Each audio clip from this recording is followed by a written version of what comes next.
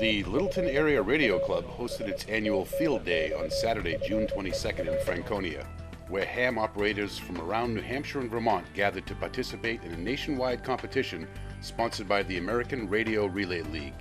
Rusty Bulis, president of the club, invited North Country Local News to the event, and he gave us all the details. Why don't we start with amateur radio? Hams are licensed by the Federal Communications Commission, and we have to take a test, and we receive our license, and with the license is a call sign.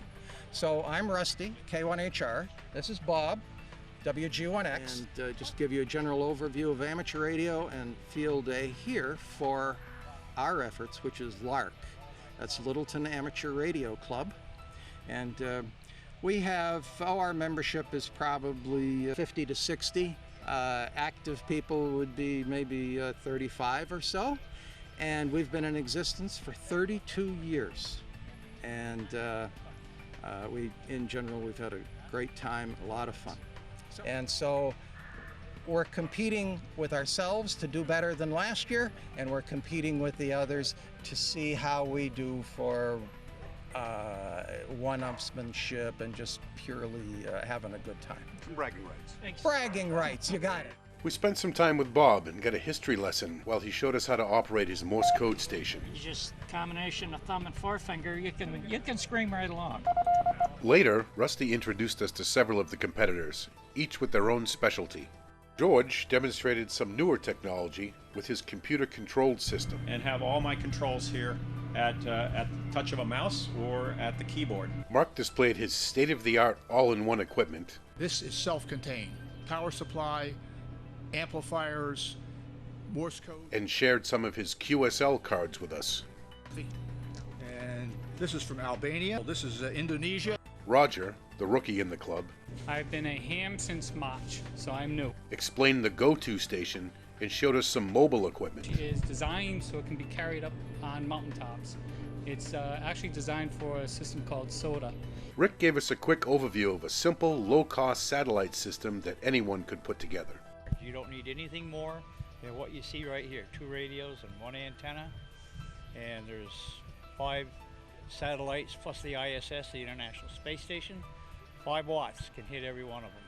And Ron spoke about public safety and the role of amateur radio in the community.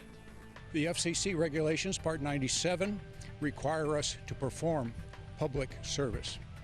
There are 2 ways that we do this. One is by supporting public events like the Boston Marathon, like the Vermont 100-foot race, several items on Mount Washington, New Hampshire Marathon, the list goes on and on. We do this on a voluntary basis to hone our skills so that we can operate in emergency operations. One of the biggest attractions of Field Day had nothing to do with amateur radio. This military-grade inflatable tent was donated for the day by MMIC of St. Johnsbury, Vermont.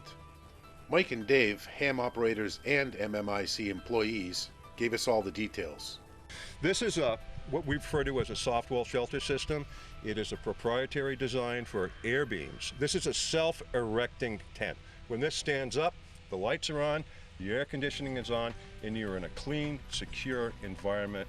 You can also stow your communications equipment in here. This is up and running and occupiable in less than 15 minutes. It's been a pleasure to have you fellas here today and giving us the opportunity to show off the hobby of amateur radio and the national event Field Day. This year's Field Day proved to be very interesting and informative.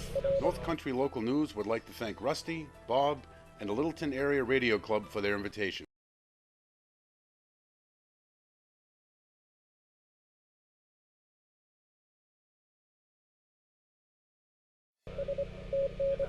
The Littleton Area Radio Club hosted its annual Field Day on Saturday, June 22nd in Franconia, where ham operators from around New Hampshire and Vermont gathered to participate in a nationwide competition sponsored by the American Radio Relay League. Rusty Bulis, president of the club, invited North Country Local News to the event, and he gave us all the details. Hey, good morning. I'm Rusty Bulis. I live in Littleton. My amateur radio call sign is K1HR. And I've been a ham for, I hate to say it, 58 years. It's been just a great, great hobby, amateur radio. And a good friend of mine is Bob Reno, WG1X. He lives in Littleton. Bob? Well, yeah, I've been a ham for about 40 years. and well, following in Rusty's footsteps, I guess. Oh, it's a great hobby. I can't say enough about it. We talk to people all over the world. We help out under emergency conditions, like the, I'm not going to get into it because we have another gentleman that will expand upon that. But they helped out in Boston during that mess at the marathon there a while back. Different disasters all over the world. This is what this is. It's kind of a test of our emergency capability. Plus, it's a contest to see how many other clubs throughout the U.S. and Canada, roughly 5,000 clubs, are doing this. So it's one of the biggest events of the year for ham radio operators. And these clubs will go to locations like this and set up in the field.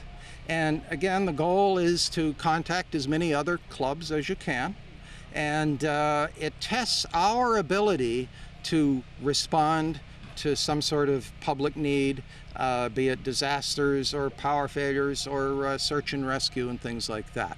So we will get into that as we go along. What we would like to show you today is the facets of amateur radio and what we have going on here.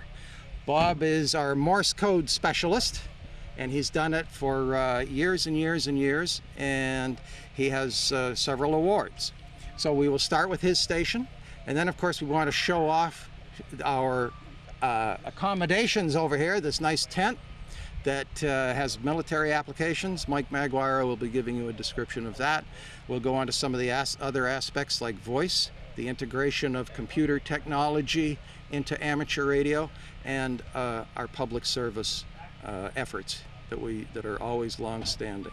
So we'll be covering satellite as well, and just give you a general overview of amateur radio and field day here for our efforts, which is LARC. That's Littleton Amateur Radio Club. And we have, our membership is probably about 50 to 60. Active people would be maybe 35 or so. And we've been in existence for 32 years. And in general, we've had a great time, a lot of fun. So we would like to start. If you have any questions, other than that, we'll begin our little tour. Why don't we start with amateur radio? Hams are licensed by the Federal Communications Commission, and we have to take a test, and we receive our license, and with the license is a call sign. So I'm Rusty, K1HR. This is Bob, WG1X. Amateur radio membership is all-inclusive. Doctors, lawyers, cooks, people who are retired. It's for all walks of life. And what we have in common is our ham radio license. The licensing requires a test, and in general, as amateurs, we hold ourselves to high standards. Would that about sum it up, Bob? That covers it pretty well. Speaking of doctors, we have a doctor in our group, truck drivers, you name it. It can be anyone. You don't have to be a genius. Anybody can learn how to be an amateur radio operator. It's quite simple. Take a test. You study for the test, of course. But again, that, like Rusty said, a higher standard. We can operate on many different bands, many different frequencies. We're not limited to 40 channels. For instance, a CB operator, the legal limit is 4 watts of output power. We can run as much as 1,500 watts of power. That's more power than the local AM radio station. So the rules and regulations, the testing, the FCC wants to make sure we know what we're doing. Number one, these big power amplifiers can hurt you. So if you don't know what you're doing, you could be in big trouble. So we're supposed to know all this stuff. It keeps us honest, if you will. And my understanding that it is a competition. How do we determine the winner? Let's go on to that. All right, so today, around the world, around the United States and Canada, we're having this contest, and it's point driven. So for however many contacts you get, on Morse code, they count for 2 points. On voice, it's 1 point. And when the contest is all over, there will be published in the monthly publication put out by the American Radio Relay League, a compendium of the results from all of the clubs in the United States. And so we're competing with ourselves to do better than last year, and we're competing with the others to see how we do for one-upsmanship and just purely having a good time. Some bragging rights. Bragging rights, you got it. Okay, this is the station that we're using for Morse code today. Let me turn that down a little bit. I kind of like the code. I like traditional amateur radio, if you will. But Morse code goes back, you see the old cowboy movies where the guy goes down to the telegraph office and he's banging on a key. Well, our code has evolved from that. It was used, of course, on the Titanic. You heard about that, obviously. She sank. But anyway, most of those operators use something like this. This is just a practice set, so that we won't put the rig on the air. And it's just a combination of sounds. There's a dit sound and an A sound. Now the letter A, for example, is da-da, and I'll send that. That's the letter A. And the letter B is da-da-da-da. And it's that simple. You just put the letters and numbers together. And it's actually not that difficult to learn. But to learn it at a higher speed takes a lot of practice. It's like the old joke, how do you get to Carnegie Hall? Practice, practice, practice. There really aren't any shortcuts to learn it. You have to put in the time. It's no longer required to get our licenses now. It used to be at one time. There are different levels. The entry level was 5 words per minute, and then the intermediate level was 13 words a minute, and then the highest level of license class required 20 words per minute. I'm comfortable at about 35, but I'm conversational. If I hear code over from another tent, I don't hear code, I hear words. But that comes from doing it for 40 years. But and what do you have here? The latest and greatest version? Okay, this thing is called an iambic paddle. I can demonstrate that for you. Let me turn that off. Yeah, this thing is pretty cool. I can turn this down if you like. Yeah, just a tip. Good. Okay. This is called an iambic paddle. This is basically like driving a car with an automatic transmission. You should learn with a standard, but then you switch over to this. This is much easier. This thing sends dits when you hold the paddle. This sends das as you hold the paddle. And as you gain in speed, you just combination of thumb and forefinger, you can scream right along. And they make different configurations of these things. There's another radio inside the other tent. It's got a different paddle, but it does the same thing. But that's basically it. Morse code is a lot more efficient than voice. Analogous to a hose, if you have it on spray, that would be voice. It goes out like this, but it doesn't go very far. Or the tone on Morse code, it's just one frequency, and it goes way out. It's a lot more efficient. I have a little radio over in that other desk over there, a little bitty thing. It operates off 8 AA batteries, 5 watts of output. This puts out 100 watts. That other one, that little one, puts out 5 watts. And so far I've talked to 126 different countries on that little radio. Morse code. It can be done by voice, but it's a lot more difficult. That was difficult too. But how did you do in the competition last year, and what do you expect to do this year? I don't remember. We did well within the state, and there's probably 30 or 40 clubs in the state, and we were in probably the top 15, something like that. I don't remember exactly. We did well. One year, a few years back, we were #1 in the state in our class, and we were in the top 25 nationwide. We did really well. So we had, at that time, I think, 2 Morse code. CW is radio shorthand. It's actually continuous wave. You're actually turning the transmitter on and off, and it's a continuous wave. That's where the CW comes from. We call it CW. All right, Bob, thank you, and good luck. Okay. Find something to listen to. Of course, there's nobody on right now. Not a peep. There's one. I bring my cables into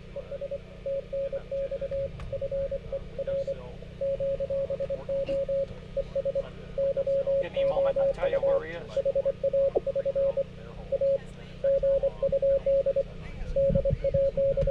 Good day. 7-3 means best regards.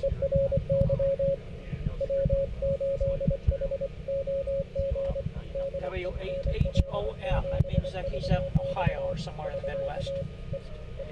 So So that's it in a nutshell. I could talk about Morse code all day long. I can tell you could. Okay, thank you.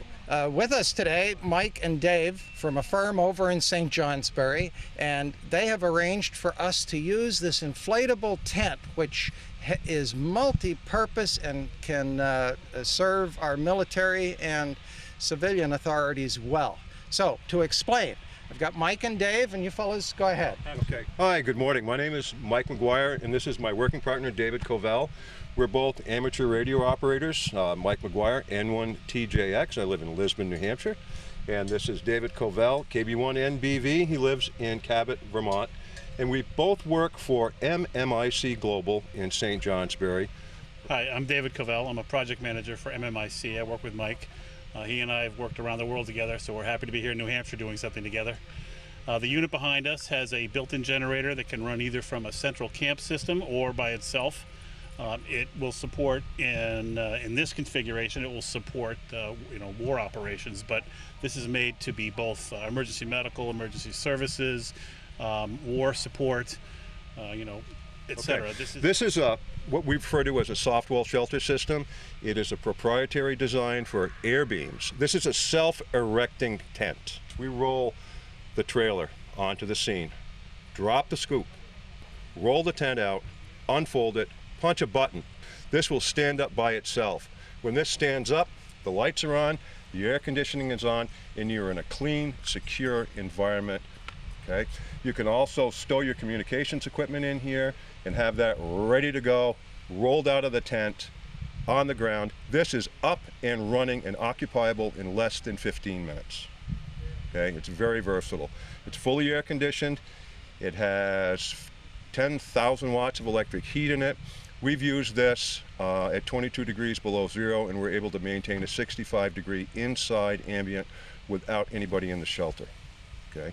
Also, in 135 degrees in the desert, we can keep this below 75 degrees.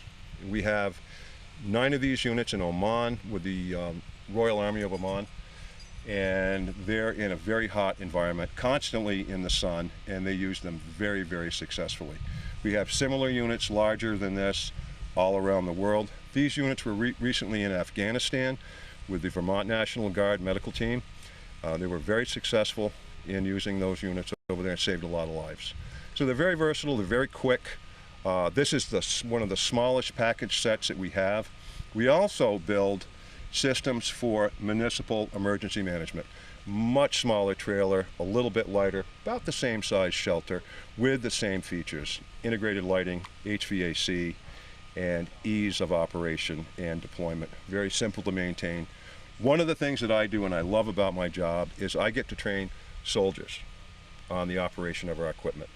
And it's very gratifying for me to do that, because I know when these guys are in a situation where time is of the essence, my training is going to have made a difference, because they'll know what to do to deploy this effectively. You don't have to run around looking for nuts and bolts, or this pin or that pin, or who dropped the pole, or where's the rope. As I said, you punch the button and you walk away, and this thing stands up by itself. Rick Cochran, who is the owner of Mobile Medical International, MMIC Global, graciously let us use this for the weekend. I mean, this guy is very, very much into helping other people. That's his goal in life. I mean, he is a humanitarian by no stretch of the word. He's a humanitarian. Recently, last year, he was also Small Businessman of the Year for the entire United States. So apparently this guy's got something going for him to be able to pull this off and maintain that level of professionalism to become Small Businessman of the Year. Good morning. I'm George Blakesley, N1GB. I live in Guildhall, Vermont, and I'm associated with the Littleton Area Amateur Radio Club.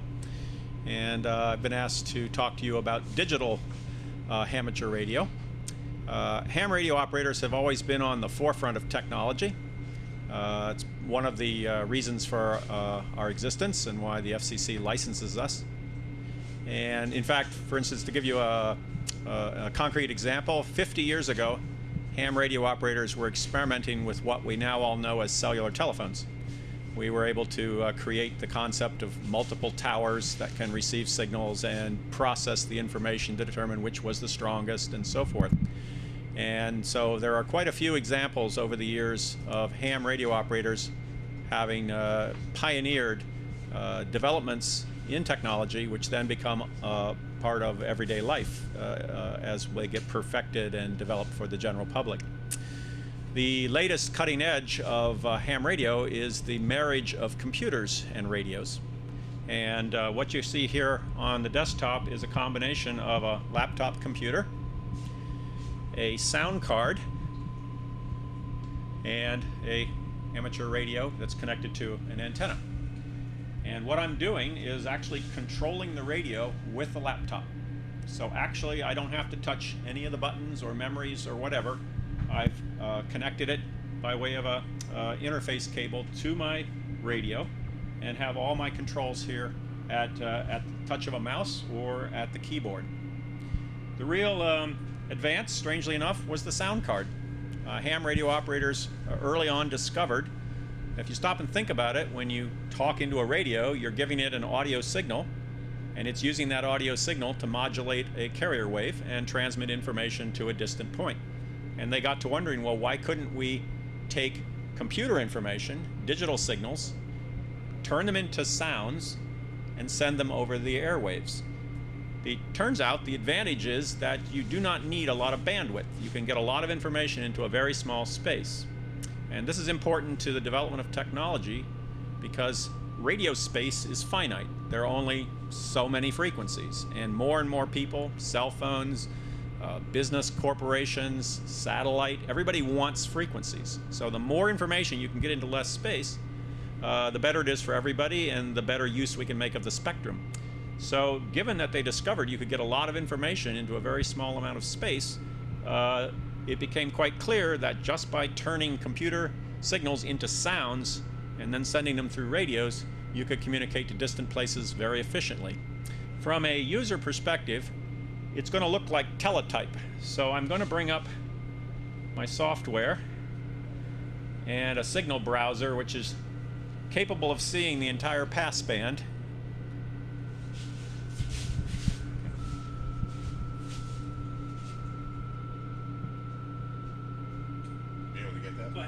Okay.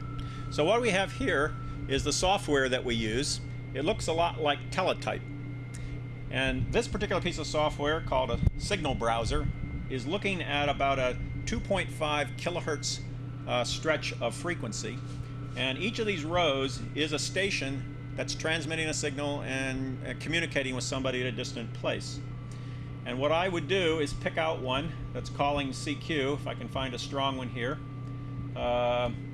This is on a frequency we call 20 meters, which is a 14 megahertz band. It's a short wave.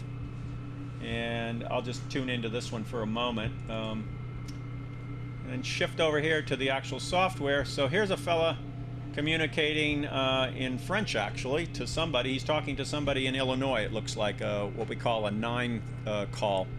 All of our call signs tell you where we were licensed if the number is the part of the country you're in. So I'm a number 1, N1. So ham calls all tend to start with an N, a W, or a K. And the 1 means New England. 9 means Illinois, Indiana, that part of the country. So whoever this is, okay, this is KY4 MAC. So that's down south. That's somewhere in the southern part of the United States. And I'm not sure where his Lake County is. He didn't say the state here. So what I would do is I would monitor this signal and wait for him to finish the contact. And if I wanted to talk to him, I would double click on his call sign, and that sets it up for me. If he had said his name, I'll just use this one for instance. If this were his name, I would click that there. I have a series of standard type exchanges that we use. In order to receive credit for a contact, you have to send a signal report, your name, and your location. And so for an initial contact, that's normally the routine. And with a computer, you can have all that pre-programmed. So I would just click a button and it would call him. If I wanted to ask somebody to call me, known as calling CQ, I can do the same thing. I will pick a vacant frequency. With computers, it's very nice because you can actually see the signals. This is called the waterfall. And people familiar with the movie Matrix will sort of recognize it. This is actually the digital information visualized. It doesn't tell you anything because it's not letters of the alphabet or anything. But wherever you see a column, that's a signal being sent by somebody. So I'm looking for an empty spot so I won't interfere. And let me just verify that I'm on. I'm going to tune my radio, make sure that it fits the antenna. You have to have a certain match to get the power effectively transferred from the radio to the antenna. And then I'm going to hit my tune button, and that's going to tell me how strong my signal is. And you can see the red lights come on, classic symbol of transmission. So I'm set to go here, and I'm just going to click this button CQ, and I'm going to send out a request to see if anybody out there is listening and happens to want to call me back and do an exchange with me. And I'm hoping that there's some other field day setups that are getting ready who want to test their systems. It's really calling out into the blind. The letters CQ were adapted for Morse code operation from the statement seek you, and it's a general call, meaning I'm here, would anybody like to talk to me? And we'll see if anybody comes back. Yep, here we go. KJ4 FEC would like to speak with me. So I'm going to send my report to him. So I start out by acknowledging his call. I send his call sign, then my call sign. That's the standard initial exchange. So he knows I'm calling him back. And then I don't know his name yet. Now what's interesting is if we were hooked up to the internet, which we're not here out in the field, already my computer would have looked him up on an internet service, and I would have known his name and his location and everything ahead of time, even though it's not a valid contact till he actually sends it to me and I receive it. So I'm telling him his signal report, my name, and our location here at the Franconia site. We also use what are called Maidenhead grid indicators. The whole world is divided into rectangles, and we're located in what's called FN44, Fox Nancy 44. And it's a standard exchange of a location. So in addition to a town and a state in this case. So here we go, he's coming back. And somehow, oh, I know what it is. They always think my name is Littleton, and the reason is the call sign is the club call sign. And in the lookup services that are on the internet, it's known as the Littleton Area Radio Club. So it picks off the first part of the name, and he thinks my name is Littleton. But I'll change that to him in a minute. This is Andy. He's telling me his name is Andy. Let's see here. We accidentally got the wrong thing there. Oh, come on, Andy. There we go. He's in Palm Harbor, Florida. Okay, and he's EL88. So I will now send him information about my setup. I'm now going to tell him about my station. If I had wanted to have a very simple, quick contact like we will in the contest, I would have said, thank you very much. I QSL, meaning I acknowledge your information, and we would have been done because we're trying to make lots of contacts. Right now, we're not yet in the contest mode, so I'm going to tell him a little bit more about my radio, my computer. And so I'm really doing the ham part of ham radio now. I'm hamming it up on the air. We're using spectrum space and talking. But this is how we practice. People sometimes, mistake that for idleness and wasting of energy. But you've got to know that your radio works. You've got to know it works all the time. So the fact that we have contests and do these kind of activities is what keeps us sharp and always up and ready to go. And George, how did you do in the competition last year, and what do you expect to do this year? We did very well in the competition last year. We came in first in our class, 2A, I believe, and we came in 4th overall in New Hampshire. I don't know if you've been told about classes of operation, but we're what's known as 2A, 2 Alpha, which means we'll have 2 shortwave transmitters on the air at any one time, and that we will, pardon me one second, he's finishing up. I want to send him acknowledgement, okay? We'll have 2 transmitters on the air at any one time, and so we are competing against other groups who are also running just 2 transmitters because it's only fair. It's sort of like handicapping, and we did, I think we scored 2,100 some odd points last year, and that put us first in our 2A class in New Hampshire. Overall in New Hampshire, I think we were like 10th or 11th or something, but we were up against some groups that had 4 and 5 and 6 stations on the air all at one time. So we did very well, actually. Well, good. Good luck this year. Thank you very much. Thank you. My name is Mark Ziegler. I'm from Pittsburgh, New Hampshire, and my amateur radio call letters are WA2ILB. I've been a member of the Littleton Amateur Radio Group from about 1996, but I've been a ham for almost 54 years. I enjoy talking on voice, what we call single sideband, and I enjoy making DX contacts, which DX stands for distance. This means working stations in foreign countries. And recently I decided that in my retirement I was going to build my dream station.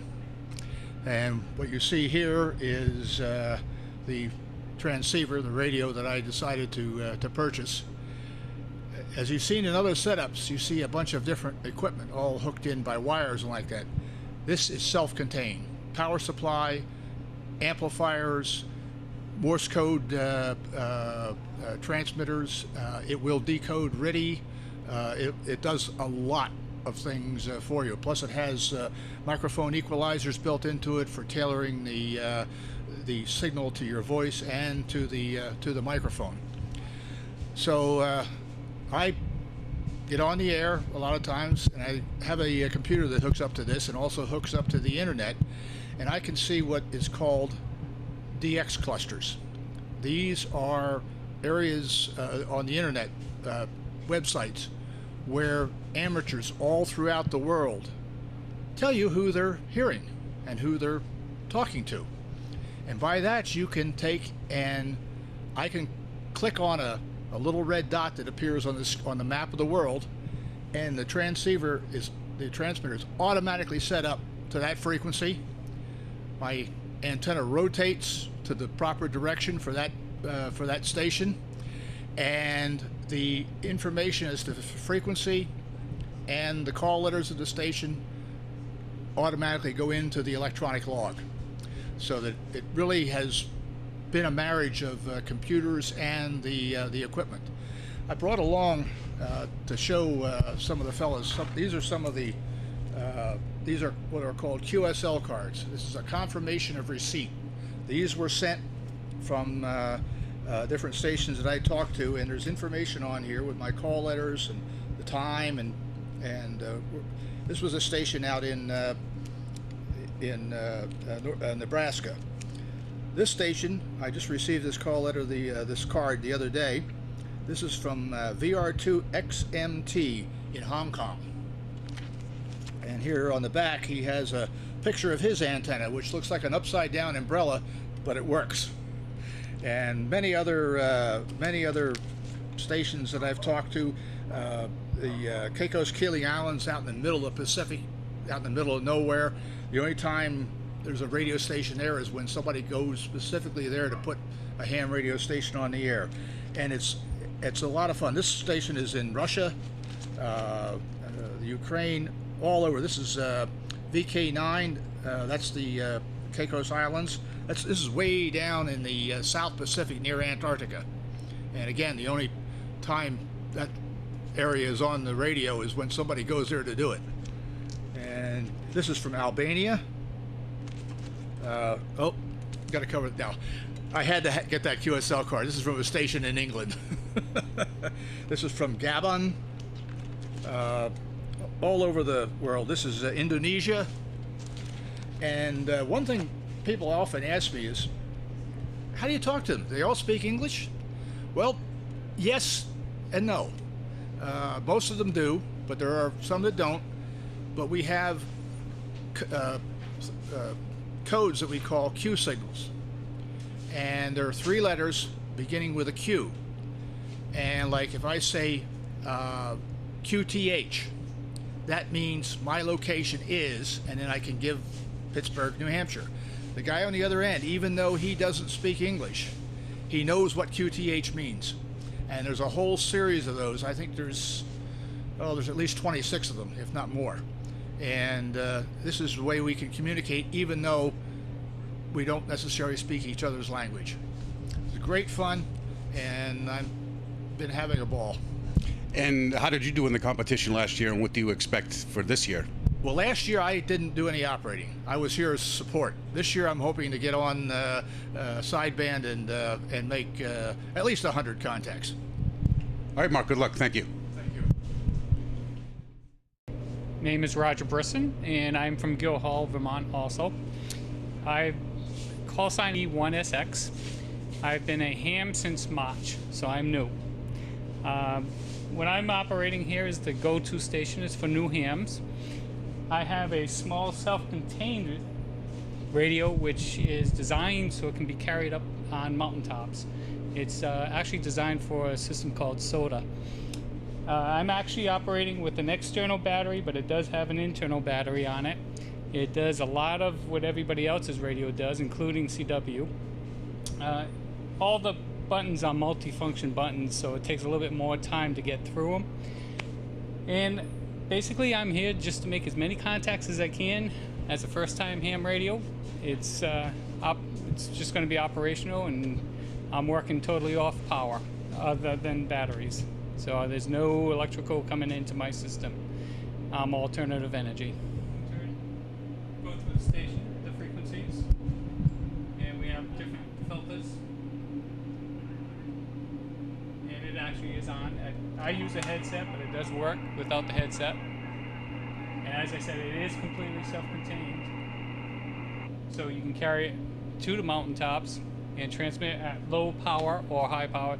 This is actually set up for low power. I have at home I have an amplifier which will bring it up the power, the wattage up. And out back I have a small antenna called a buddy pole, which is very compact. It comes down to about a 1.5 feet, and has a bag that you carry it in. And if you look outside in the back, you'll see it goes up about 18 feet.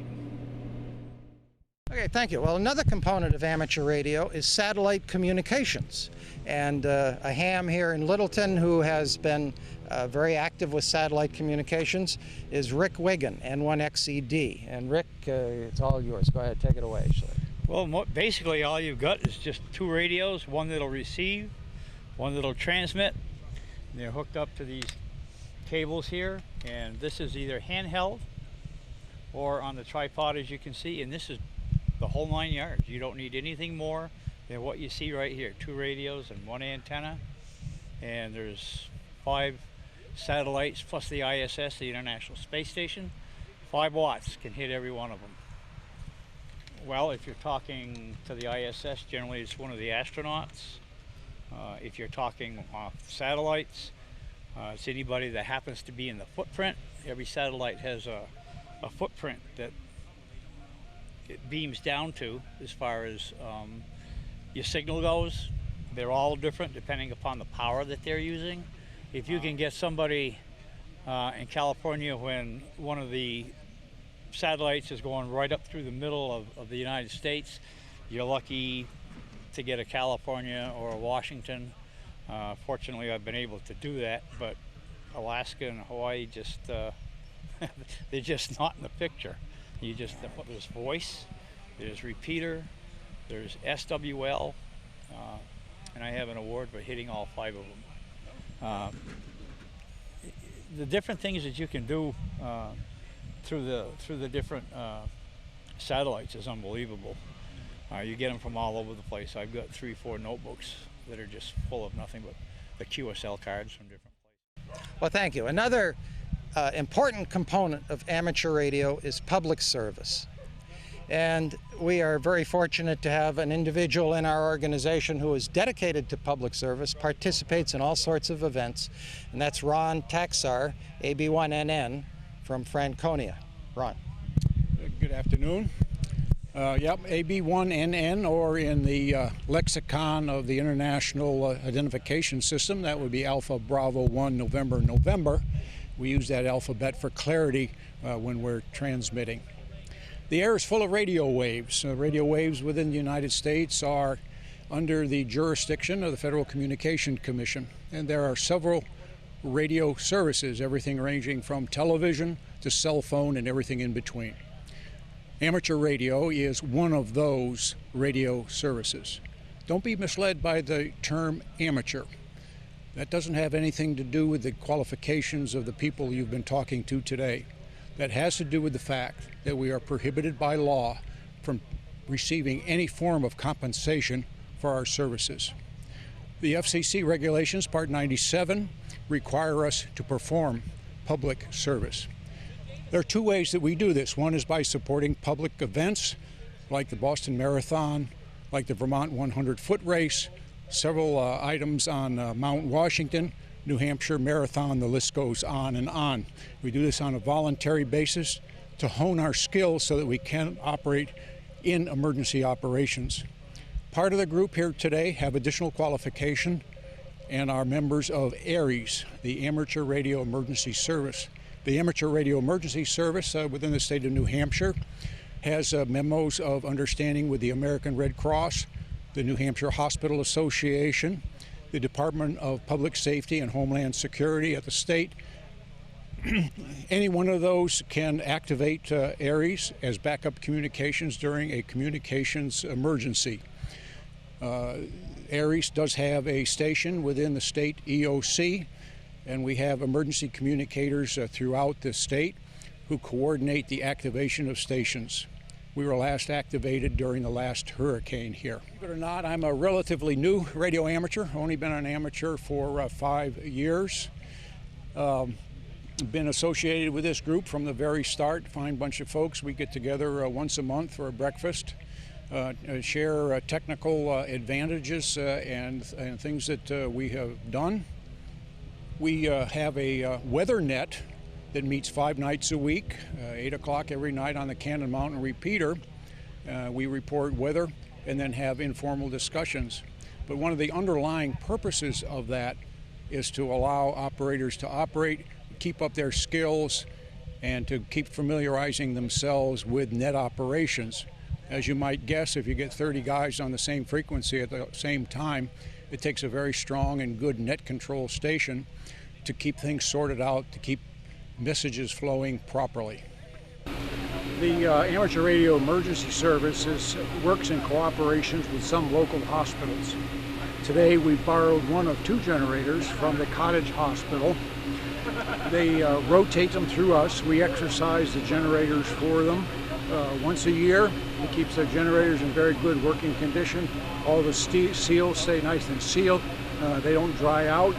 It provides power for all our radios, all our laptop computers, and our lighting. It's a pretty large generator, probably more generation capacity than we need, and we think it's a very good cooperation we have between ourselves and the Cottage Hospital. It's been a pleasure to have you fellas here today and giving us the opportunity to show off the hobby of amateur radio and the national event Field Day. Bob and I are very proud of our hobby. It has provided us pleasure over the years, and we encourage all to participate. And if anybody has any questions, by the way, a lot of names have been given and they're different locations, and certainly contact any one of those people for more information. Bob, what would you add? Well, I just reiterate, what Rusty said. We love the hobby. It's addictive. We can't stay away from it. We love Field Day, and again, it's a great test of our capability, and we love the contesting end of it as well. There are other contests, I might add, throughout the year that we do from our home stations as well. But this is, again, one of the biggest events in the year, of the year, I should say, and hams all over the country. It's a wonderful hobby. It can be 20 below. You're in your radio room with the lights turned down low, listening to a code signal from Australia, and he checks in at 80 degrees and a beautiful sun. You know, it's just amazing. So it's addictive. It takes a little bit of work to get your license. It's not hard, but I encourage people to do it. If you're interested in the emergency aspect of it, that's a wonderful thing. Others, like myself, more interested in just getting on the air and talking to other folks all around the world. I have a friend over in New York State, for example, that we talk to every morning about 7:30 in the morning. He's been a friend of mine for about 40 years, and we're on the air every morning for a short talk. Rusty gets on with us occasionally, and we just have a great time. It's a big party line. Thank you for coming by and allowing us to share. Thank you for coming, guys. Appreciate it. This year's field day proved to be very interesting and informative. North Country Local News would like to thank Rusty, Bob, and the Littleton Area Radio Club for their invitation.